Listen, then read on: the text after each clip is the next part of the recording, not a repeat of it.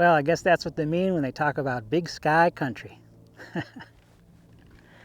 Well, hey there, boys and girls, and welcome to another episode of Luthorville. So, this week we're talking about an update to the tiny house build from Tennessee Tiny Homes. And the next step of the process is prepping the trailer.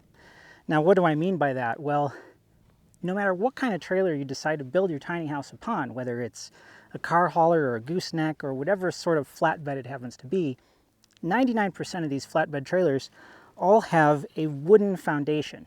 Now that's fine if you're using it for its intended purpose of towing cars or tractors or that sort of thing, because when all of the water from the road that's splashing up onto the wood and any kind of rain and elements and snow that gets on the wood ends up rotting the wood after a period of time, after a number of years, all you have to do is take all the wood off and replace it. Well, when you have built a permanent house on top of the trailer, you obviously can't go replacing all the wood. So what do? Well, the first thing you have to do is remove all the wood and then replace it with some sort of metal flashing. Some people use aluminum, sheet metal, some people use galvanized steel. In the case of Tennessee Tiny Homes and my builder, they use the same material as they use for roofing material, which is good because that tends to be pretty hardy and sturdy stuff.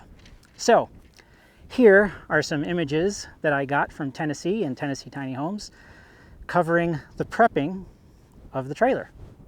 Here we can see all the wood removed, including the diamond plate that was over the wheel wells, and you can see it's a little bit rusted there around the diamond plate. So this is a better close-up of the neck, which Joe wanted to send me just to give me an idea of just how kind of sturdy the neck actually is. And here's an even tighter close-up. You can see the welds and the reinforcement, even in sort of that brace that goes underneath the arc of the neck.